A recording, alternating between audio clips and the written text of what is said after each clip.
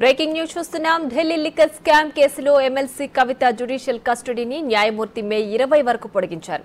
Tihar jail నుంచి video conference ద్వారా rows avenue court న్యాయమూర్తి కావేరి బవేజా ముందు కవితను హాజరుపరచగా కస్టడీ పొడిగించాలని కోర్టును కోరిన ఈడీ వాదనలతో ఏకీభవించిన న్యాయమూర్తి మే 20 వరకు జ్యుడిషియల్ కస్టడీని పొడిగించారు.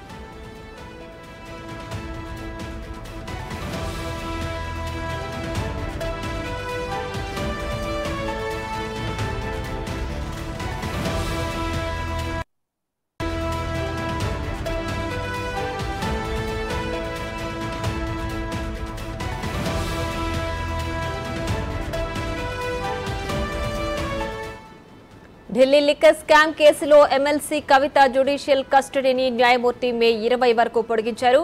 తిహార్ జైలు నుంచి వీడియో కాన్ఫరెన్స్ ద్వారా రౌస్ అవెన్యూ కోర్టు న్యాయమూర్తి కావేరి బవేజా ముందు కవితను హాజరుపరచగా కస్టడీని పొడిగించాలని కోర్టును కోరింది ఈడీ వాదనతో ఏకీభవించిన న్యాయమూర్తి మే 20 వరకు జ్యుడిషియల్ కస్టడీని పొడిగించారు.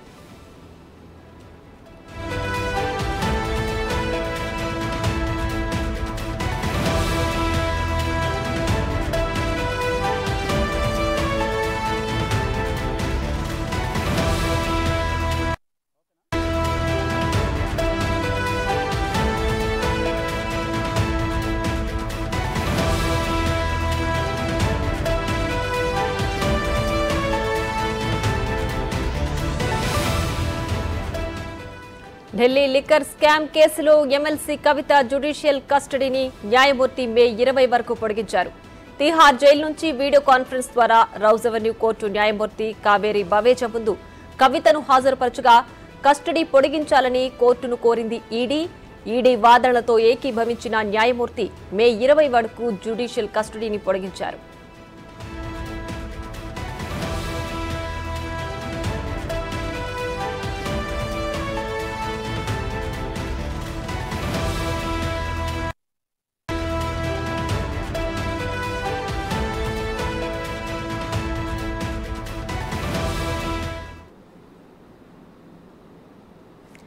ఇదే అంశానికి సంబంధించి మరింత సమాచారం మా ప్రతినిధి శివ ఢిల్లీ నుంచి లైవ్ లో అందించడానికి సిద్ధంగా ఉన్నారు. శివ, చెప్పండి, ఈడీ కస్టడీని పొడిగించాలని కోరిన నేపథ్యంలో కవితకు జ్యుడిషియల్ కస్టడీ 20 వరకు పొడిగించినట్టు రౌస్ అవెన్యూ కోర్టు తీర్పిచ్చింది కదా, కంప్లీట్ డీటెయిల్స్ ఏంటి?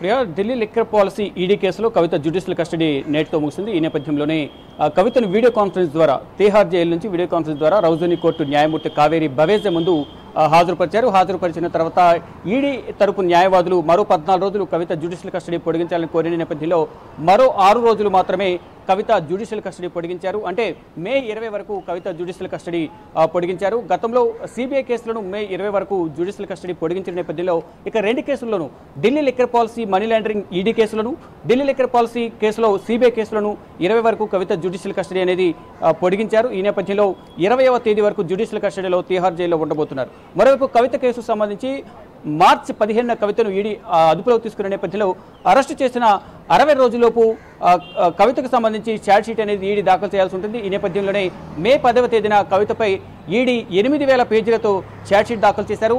దాన్ని సమప్ చేసి 224 పేజీలకు కుదించి మెయిన్ టాపిక్స్ మెయిన్ విషయాలను, దర్యాప్తు అంశాలను 224 పేజీలకు సంబంధించి దాంట్లో మెన్షన్ చేసినట్టు తెలుస్తుంది. కానీ మొత్తం 6వ అదనపు సప్లిమెంటరీ ఛార్జ్ షీట్లో మాత్రం 8000 పేజీలతో ఈ పిటిషన్ ఛార్జ్ షీట్ను దాఖలు చేసినట్లుగా కూడా తెలుస్తుంది. ఇప్పటికే ఈ ఛార్జ్ షీట్ అనేది న్యాయమూర్తి కావేరి బవేజా వద్దకు చేరుకుంది. కానీ దీన్ని ఇంకా చెక్ చేయాల్సి ఉంది. కాబట్టి ఈ ఛార్జ్ షీట్ పై విచారణ అనేది 20వ తేదీన, అంటే జ్యుడిషియల్ కస్టడీ 2 కేసుల్లో కూడా సిబిఐ ఈడీ కేసుల్లో జ్యుడిషియల్ కస్టడీ 20వ తేదీ వరకు పొడిగించిన నేపథ్యంలో 20వ తేదీన ఈ ఈడీ దాఖలు చేసిన 8000 పేజీల ఛార్జ్ షీట్ను కాగ్నిజెన్స్లోకి, అంటే పరిగణలోనికి తీసుకోవాలా లేదా అనే అంశంపై 20వ తేదీన దీనిపై పరిశీలిస్తాము, దీనిపై విచారణ చేపడతామంటూ కూడా న్యాయమూర్తి కావేరి బవేజా ఈడీ తరపు న్యాయవాదులకు తెలియజేశారు.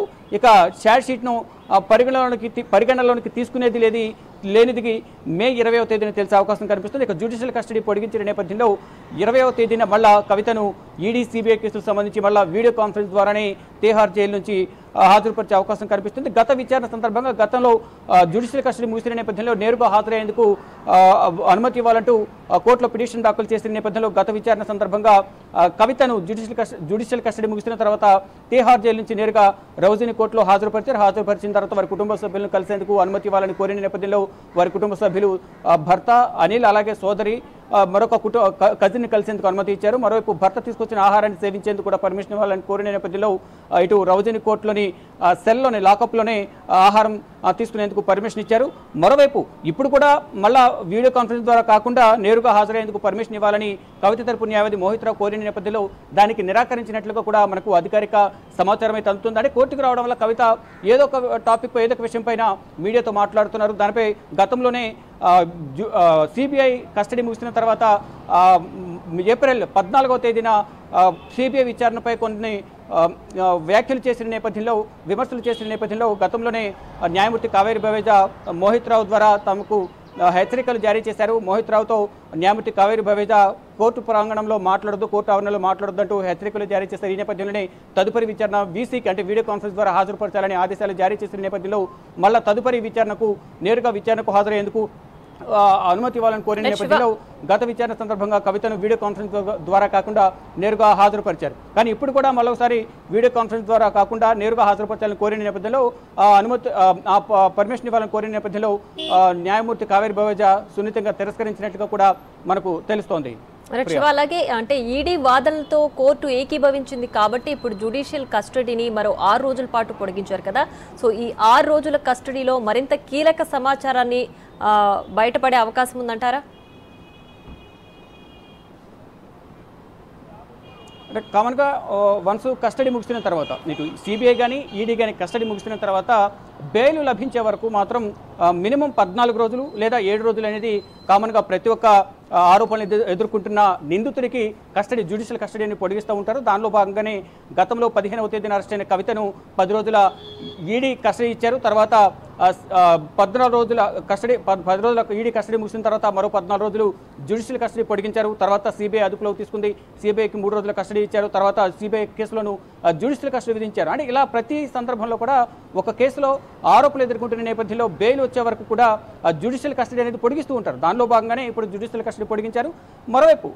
ఒకవైపు జ్యుడిషియల్ కస్టడీలో ఉంచడం, మరోవైపు ఆరోపణలు ఎదుర్కొంటున్న నిందితుడు లేదా నిందితురాలి యొక్క సమాచారానికి సంబంధించి అంటే ఆ కేసు దర్యాప్తు సంబంధించి ఇతరులను ప్రశ్నించడం, కొన్ని ఆధారాలను సేకరించడం, దానిలో భాగంగా బెయిల్ మంజూరు చేయడం ద్వారా మేము ఎప్పటివరకు కొన్ని ఆధారాలు సేకరించాము,